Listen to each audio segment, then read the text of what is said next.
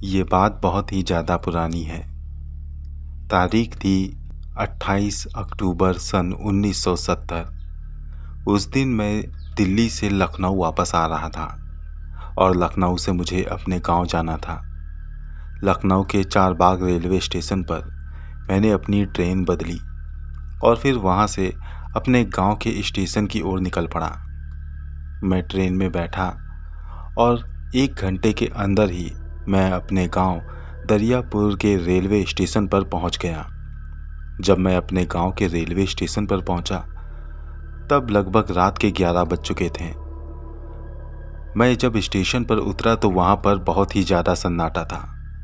लोगों का आना जाना कम था।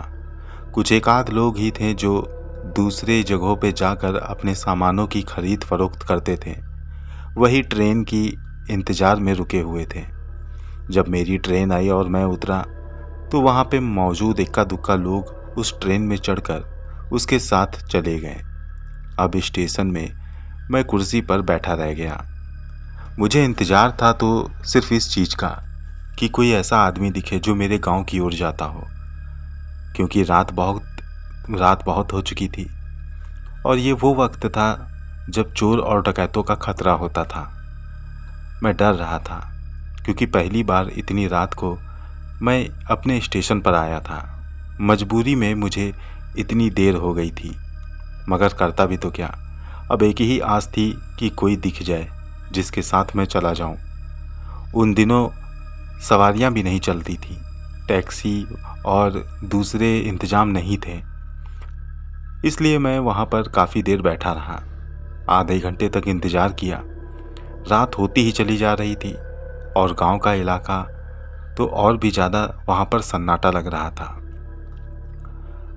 मुझे अब थोड़ा थोड़ा डर भी लग रहा था, क्योंकि स्टेशन पे बैठे रहने के बावजूद भी वहाँ पर चोर और डकैतों का खतरा हो सकता था। कई ऐसी वारदातें भी हो चुकी थी कि चोरी और डकैती के वक्त डकैतों ने लोगों को मारा भी था। मैं उनके हत्थे नहीं चढ़ना चाहता था, लेकिन घर भी जाना ज़रूरी था और ये भी डर था कि घर जाते वक्त मेरा सामना कहीं चोर डकैतों से ना हो। मैं इसी उधेड़ बुन में काफ़ी देर तक वहाँ बैठा रहा। 12 बजने वाला था, लेकिन कोई भी इंसान वहाँ पर ऐसा नहीं दिखा जो मेरे गांव की ओर जा रहा हो। मैंने फैसला कर लिया कि मैं अब खुद ही जाऊँगा। मैंने अपना झोला उठाया और फिर पैदल ही अपने गांव की ओर निकल पड़ा। मैं अपने गांव का रास्ता जानता था। मेरा गांव स्टेशन से काफ़ी दूर था, लेकिन मुझे अब जाना ही था। मैं चलने लगा। चलते चलते मैं खेत खलिहान बाग बगीचे फांदते हुए अपने घर की ओर बढ़ रहा था। मैं काफ़ी देर तक चलता रहा। धीरे धीरे स्टेशन भी मुझसे बहुत दूर हो गया। पलट कर देखा तो अब स्टेशन की छोटी सी बल्ब की रोशनी मुझे नज़र आ रही थी और कुछ देर के बाद स्टेशन भी दिखना बंद हो गया था। चारों ओर रात का समा था। चांदनी रात थी और चांद की रोशनी मुझे दूर तक कुछ ना कुछ देखने में मदद कर रही थी। मैं अपनी धुन में चलता चला जा रहा था। ये इलाके मेरे घूमे हुए थे। मेरा बचपन यहीं पे बीता था। इस वजह से मुझे यहाँ पे किसी तरह का खौफ नहीं आ रहा था। बचपन में मैं कई बार रातों को ऐसे सफ़र करता था। खेत खलिहान और बाग बगीचों की देख रेख के लिए मुझे रातों में अपने बागों में रुकना पड़ता था, इसलिए इस चीज़ की आदत थी। मगर पिछले 6 सालों से मैं दिल्ली में नौकरी कर रहा था और इन 6 सालों में मुझे दिल्ली के रहन सहन की आदत पड़ चुकी थी, इसलिए थोड़ा बहुत मुझे अटपटा लग रहा था। मगर फिर भी मैं इन सब बातों को इग्नोर करते हुए बढ़ रहा था। बस अंदर ही अंदर ये दुआ कर रहा था कि मेरा सामना किसी खतरनाक जानवर या फिर चोर या डकैत से ना हो। मैं लंबे लंबे डग भरते हुए आगे बढ़ रहा था और चलता ही चला जा रहा था। मैं जब कुछ दूरी तक आगे बढ़ा तो एकदम से यूँ लगा कि काफ़ी रफ्तार से कोई चीज़ मेरे बगल से गुजरी। मैं चौंक गया। मुझे कुछ ना कुछ जाता हुआ दिखा। उसकी रफ्तार बहुत बहुत तेज थी। ऐसा लग रहा था कि कोई कुत्ते जैसी आकृति हो। मैंने सोचा हो सकता है कि वहाँ कोई कुत्ता हो। मैं उस चीज़ को इग्नोर करके आगे बढ़ने लगा और काफ़ी देर तक आगे चलता रहा। कुछ देर के बाद मुझे फिर से अपने सामने भागती हुई एक आकृति दिखाई पड़ी। वो कौन था मैं समझ नहीं पाया, मगर वो कुत्ते की आकृति जैसा लग रहा था। वो एकदम से 1 सेकंड के अंदर मेरे सामने से गायब हो गया। मैंने सोचा कि कोई जानवर है जो शायद मुझे देखकर भाग रहा है। ये खूंखार जानवर हो सकता है और इससे बच के निकलना होगा। ये सोचकर मैं आगे बढ़ता रहा। मैं झाड़ियों से बचकर निकल रहा था, क्योंकि डर था कि झाड़ियों के पीछे कोई छुपा ना हो, कोई जानवर या कोई और। मैं बस किसी तरह से ऊट पटांग रास्तों पर चला जा रहा था। उन दिनों पक्की रास्ते भी बहुत कम हुआ करते थे। थोड़े बहुत मुझे कच्चे रास्ते जो मालूम थे उन पर चला जा रहा था। मैं काफ़ी देर तक आगे चलता रहा और इसी बीच मैंने महसूस किया कि मेरे चारों ओर का इलाका थोड़ा सा अनजान है। मैं वहीं पर खड़ा हो गया। मैं सोचने लगा कि मैं जब स्टेशन से चला था तब तो मैं बिल्कुल उसी रास्ते पर था जो रास्ता मेरे गांव की ओर जाता है, मगर अब मुझे यहाँ पे सुनसान सा लग रहा था। कहीं मैं भटक तो नहीं गया। चारों ओर के नज़ारे मुझे कुछ बदले बदले से लग रहे थे। मुझे याद था कि यहाँ से जो रोड जाती थी उसमें छोटा सा पुल बना हुआ था। उस पुल को पार करके मैं अपने गांव की ओर जाता था, लेकिन यहाँ पर वो पुल भी नहीं दिखाई दे रहा था। आसपास के सारे इलाके मुझे अनजान से लग रहे थे। मैंने सोचा कि शायद मैं रास्ता भटक गया हूँ। मैं अपना सिर खुजाने लगा और फिर अंदाज़ा लगाकर दूसरी ओर बढ़ने लगा।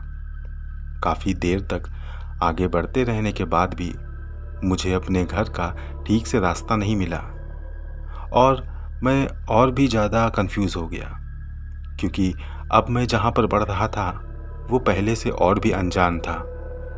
वो जगह मेरी देखी हुई नहीं थी। मेरा बचपन यहाँ पे गुजरा था, यहाँ के एक एक कोनों को मैं पहचान जाता था, लेकिन ये मैं आ कहाँ गया था मुझे खुद नहीं समझ में आ रहा था।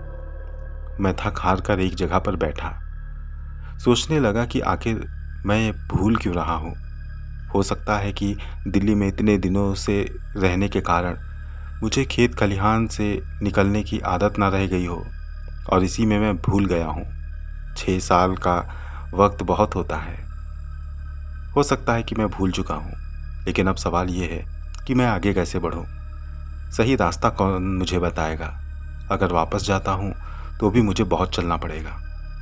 मैं यही सब बातें सोच रहा था, तभी मैंने अपने गले को सूखता हुआ महसूस किया। मैंने फिर अपना झोला उठाया और आगे बढ़ने लगा। मैंने एक तरफ आगे बढ़ने का फैसला कर लिया था, वहीं बढ़ता चला जा रहा था। कुछ दूर बढ़ते रहने के बाद मुझे खेत में कुछ लोग काम करते दिखाई दिए। मेरी जान में जान आई। मैंने सोचा कि चलो इन लोगों से रास्ता पूछ लूँगा। मैं उधर बढ़ने लगा, लेकिन अब जो हो रहा था वो थोड़ा हैरान करने वाला था, क्योंकि मैं उन लोग की ओर बढ़ रहा था लेकिन उन तक पहुंच नहीं पा रहा था। मेरे और उनके बीच की दूरी उतनी ही थी। मैंने सैकड़ों कदम उनकी ओर बढ़ाए, मगर उन तक पहुंच नहीं पाया। ये देखकर जब मुझे एहसास हुआ कि मैं काफ़ी देर से चल रहा हूँ लेकिन उन तक पहुंच नहीं पा रहा हूँ, तो मुझे थोड़ा सा डर लगने लगा, क्योंकि ना ही मैं नशे में था ना ही पी रखी थी। तो फिर ऐसा क्यों हो रहा था? मेरा दिल थोड़ा सा तो कांपा। फिर मैंने वहाँ से जाने में ही समझदारी समझी। मैं वहाँ से दूसरी ओर चलने लगा। फिर सोचा कि उन लोगों को आवाज़ लगाकर उनसे पूछ लेता हूँ। न जाने क्यों मेरे दिल ने गवाही दी कि बिना कुछ कहे आगे बढ़ते रहो। मैंने यही किया। मैं आगे बढ़ता रहा, आगे चलता चला गया और फिर चांदनी रात में मैंने एक चीज़ और महसूस की। मुझे लगा कि कोई मेरे कदम से कदम मिलाकर थोड़ी सी दूरी पर चल रहा है। मैं झट से पलट गया। दूर दूर तक खेत थे और बाग बगीचे दूर दूर थे। वहाँ पर कोई नहीं था। मुझे लगा कि डर मेरे दिमाग में हावी हो गया है, इसलिए मैं आगे बढ़ने लगा। आगे चलते चलते मैं काफ़ी दूर निकल आया, लेकिन मुझे मेरी पहचान का कोई भी रास्ता नज़र नहीं आया। मेरी समझ में नहीं आ रहा था कि मैं क्या करूं। लेकिन अब यहाँ पे खड़े भी नहीं रह सकता था। मैं अंदाज़ा लगाकर किसी दूसरे रास्ते की ओर निकल पड़ा। वहाँ पे बढ़ने लगा और इसी दौरान मैंने महसूस किया कि कोई तो है जो मेरे पीछे चल रहा था। मैंने उसकी सांसें महसूस की थी। मैं झट से पलटा, मगर वहाँ पे किसी को भी नहीं पाया। मेरे माथे पर पसीना आ चुका था, गला भी बहुत सूख रहा था और खौफ के मारे और भी ज़्यादा सूखने लगा। मैं अब लंबे लंबे कदम रखते हुए आगे बढ़ रहा था, तो मुझे यूं लगा कि मेरी रफ्तार के साथ मेरे पीछा करने वाले कदमों की रफ्तार भी बढ़ गई। मैं दौड़ पड़ा और साफ साफ महसूस किया कि कोई मेरे पीछे दौड़ रहा था। मैं चीख पड़ा और वहाँ से भागने लगा। काफ़ी दूर तक भागते हुए निकल आया।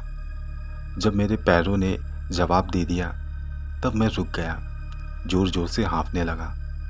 मेरी हालत बहुत ख़राब हो चली थी। कुछ देर हाँफते रहने के बाद मैंने खुद को संभाला और फिर चल पड़ा। थोड़ी देर के बाद जब मेरी सांसें नॉर्मल हुई तब मैंने एहसास किया कि अब मेरे पीछे कोई नहीं था। मैं जल्दी अपने घर पहुंचना चाहता था, इसलिए मैंने झट से इधर उधर जाने का फैसला किया। मैंने सोचा मैं कहीं ना कहीं तो निकलूंगा ही। मैंने एक रास्ता पकड़ी और उस ओर निकल पड़ा। जब मैं वहाँ पर आगे बढ़ रहा था तो मैंने एक और हैरान कर देने वाली चीज़ देखी। मैंने क्या देखा कि दो लोग एक बगीचे के पास खड़े हैं। ये आम का बगीचा था। वो दोनों लोग नाटे कद के थे। उनमें से एक लड़का बहुत ही काले रंग का था। उसका बदन इस तरह से काला स्याह रंग का था जैसे उसने धूप में रहकर अपने बदन को काला किया हो। वो दूर से ही बहुत भयानक लग रहा था। वो दोनों न जाने वहाँ पर क्या कर रहे थे कि अचानक वो काले रंग का लड़का उठ करके एक बड़े से आम के दरख्त को हिलाने लगा। मैं बड़े हैरानी से देख रहा था। पहले तो मुझे कुछ भी अजीब नहीं लगा था, मगर जब मैंने देखा कि वो दरख्त भी काफ़ी ज़ोरों से हिल रहा है तो मैं रुक गया। एक नाटे कद का लड़का उस दरख्त को इतनी तेज कैसे हिला सकता था? मेरे जहन में फौरन ये बात आई, ये कोई भूत प्रेत है। मैं वहीं पर रुक गया जहाँ पर खड़ा था और ये सब कुछ देखने लगा। उस काले स्याह रंग के लड़के ने इतनी तेजी से वो दरख्त हिलाया कि उसने अपनी जड़ें ज़मीन से छोड़ दी और वो कुछ ही पल में ज़मीन पर आ गिरा। जैसे ही वो ज़मीन पर गिरा, वो काले स्याह रंग का लड़का ज़ोर ज़ोर से उछल कर हंसने लगा। ये देखकर मेरे होश उड़ गए। मैं झट से पलटा और दूसरी ओर भागने लगा। मैं चाहता था कि मैं उसकी नज़र में ना आऊं, मगर मैंने उसकी आवाज़ महसूस की, जैसे कि वो मुझे बुला रहा हो। मैंने एक बार पलट कर देखा तो वो हाथ हिलाकर मुझे रोकने का इशारा कर रहा था। मेरा दिल कांप रहा था। मैं समझ चुका था कि ये कोई साधारण इंसान नहीं है, यहाँ पर रुकना नहीं चाहिए। मैं भागने लगा। भागकर मैंने पलट कर देखा तो वो लोग कुछ दूर तक मेरे पीछे आए। मैंने अपनी रफ्तार बढ़ा दी तो उन लोगों ने मेरा पीछा करना बंद कर दिया। मैं जितनी तेज हो सकता था भागकर दूसरी ओर निकल आया था और अब इतना भागते रहने के बाद मेरी प्यास में इजाफा हो गया। मेरा गला सूखने लगा था और मुझे पानी की तलाश थी। मेरे शरीर में ज़्यादा ताकत नहीं बची थी, मगर फिर भी मैं आगे लगातार बढ़ रहा था। आगे बढ़ते बढ़ते मैंने देखा कि एक अजीब तरह की धुंध मेरे चारों ओर छाने लगी। ऐसा लग रहा था जैसे सर्दियों का कोहरा अचानक से बढ़ गया हो। मैं उस धुंध के अंदर से निकल कर आगे बढ़ रहा था। किसी तरह मैंने उस धुंध को पार किया और फिर आगे निकल आया। फिर मैं एक कच्ची रास्ता पे आगे बढ़ने लगा। आगे बढ़ते रहने के बाद मुझे दूर से एक दिया रोशन दिखाई दिया। मैं उस ओर लपक कर बढ़ चला, क्योंकि प्यास अब बढ़ती ही जा रही थी और मुझे उम्मीद थी कि वहाँ पर मुझे पानी मिल सकता है। मैं उस दिया की ओर बढ़ने लगा। उस जलते हुए दिए की ओर मैं बढ़ रहा था और फिर कुछ देर के बाद मैं वहाँ पर पहुँच गया। मैं क्या देखता हूँ कि उस झोपड़ी के अंदर एक बुजुर्ग बैठे हुए हैं और उस झोपड़ी में थोड़ा बहुत सामान रखा है। उस झोपड़ी के अंदर पान भी रखा था। वहाँ पर कुछ पुराने औजार भी पड़े थे। एक दिया जल रहा था और वो बुजुर्ग उसी झोपड़ी में बैठे हुए थे। उनको देखकर मैंने पहले उनसे नमस्ते की और फिर उनसे पानी के लिए कहने लगा। उन्होंने मुझे बिठाया। मैं वहीं पर एक टूटी सी चारपाई पर बैठ गया। वो बुजुर्ग उठे और धीरे धीरे चलते हुए पास में रखे एक मटके के पास गए। वहाँ से उन्होंने पानी निकाल कर मुझे दिया। जब मैंने वो पानी पिया तो मुझे इतना सुकून मिला कि मन करने लगा कि बस यहीं पर सो जाऊं। पानी पीते ही जैसे मेरे शरीर में ताकत सी आ गई। मैंने उनसे एक गिलास और पानी की मांग की। उन्होंने मुझे और पानी पिलाया। मैं जी भर के पानी पी लिया और फिर अपनी सांस दुरुस्त करने लगा। कुछ देर के बाद उन बुजुर्ग ने कांपती हुई आवाज़ में कहा, कहो, यहाँ पर कैसे भटक गए? मैंने उनसे कहा, बाबा मैं रास्ता भटक गया हूँ। इसी गांव का रहने वाला हूँ और न जाने कैसे रास्ता भटक गया। इस पर वो बुजुर्ग बोले, तुम्हारे गांव का नाम क्या है? मैंने कहा, दरियापुर। वो कहने लगे, ये गांव तो पीछे छूट गया है। तुम बहुत आगे जा रहे हो, लेकिन अभी भी अपनी गांव की सीमा के करीब हो। कोई बात नहीं, तुम चाहो तो यहीं आराम कर दो, सुबह चले जाना। इस पर मैंने कहा, नहीं, मैं अपने गांव में ही जाना चाहता हूँ। मुझे आराम अपने घर पर ही मिलेगी, क्योंकि मैं यहाँ बहुत डर चुका हूँ। ये कहने के बाद मैंने अपने साथ बीतने वाले उन चीज़ों को बता दिया जिनसे मैं गुजर के आया था। मेरी बात सुनकर वो बुजुर्ग मुझसे कहने लगे, यहाँ पर अक्सर ऐसे वारदातें होती रहती हैं। बुरे साए रात को निकलकर इंसानों को परेशान करने की कोशिश करते हैं। तुम परेशान मत हो, चाहो तो यहीं रुक जाओ या फिर जैसी तुम्हारी मर्जी। मैंने कहा, मैं अब अपने घर जाना चाहता हूँ। हालांकि मुझे डर लग रहा है, मगर फिर भी मैं अपने घर जाना चाहता हूँ। मेरी बात पर वो बुजुर्ग मुझसे कहने लगे, तो फिर ठीक है, जैसी तुम्हारी मर्जी। लेकिन मेरी एक बात ही ध्यान रखो, अपने साथ एक हथियार ले लो। तुम्हारे पास तो कुछ है भी नहीं। ये कहते हुए उन्होंने झोपड़ी के अंदर से एक लंबा सा डंडा निकाला। ये बहुत ज़्यादा लंबा तो नहीं था, लेकिन हाँ इतना था कि मैं उससे अपनी सेफ्टी कर सकता था। वो डंडा मुझे देते हुए वो कहने लगे, इसे खोना मत, अपने साथ रखना। अगर किसी तरह की मुसीबत लगे तो इसी से अपना बचाव करना। ध्यान रखना, इसे खोना मत।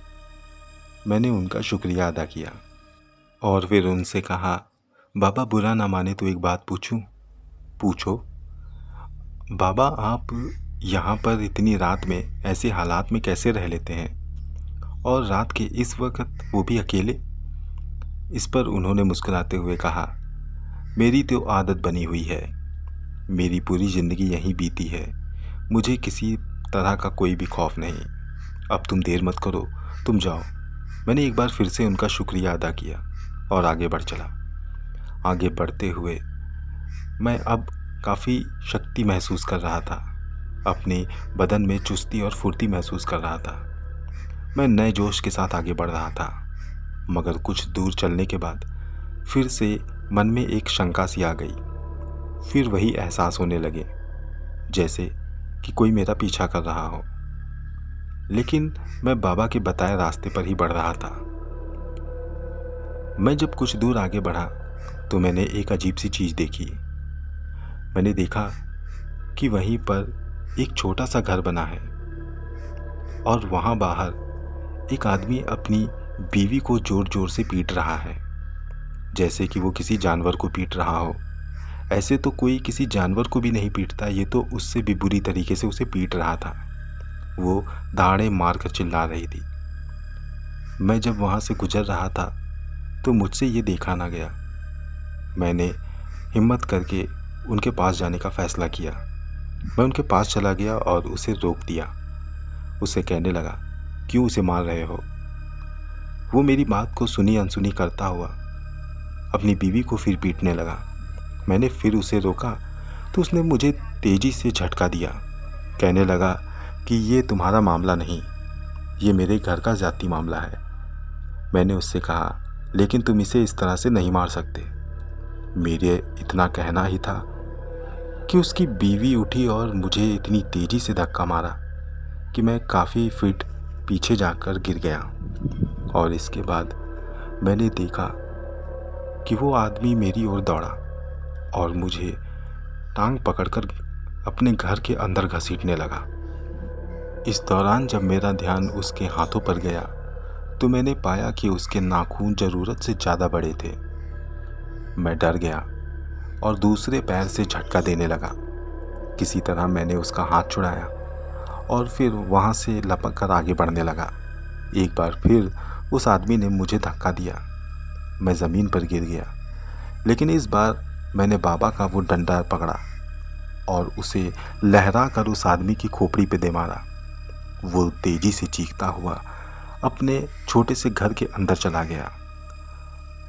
उसके घर के अंदर जाने के बाद उसी घर से वही काले स्याह रंग का बौना सा आदमी बाहर आया जो उस दरख्त को गिरा रहा था, उस आम के दरख्त को जिसे मैंने पहले देखा था। वो स्याह आदमी मेरी ओर बढ़ने लगा और उसने अपनी रफ्तार बढ़ा दी। मैं उसे देखकर भागने लगा। मैं नहीं चाहता था कि मैं इससे किसी भी तरह की हाथापाई करूं।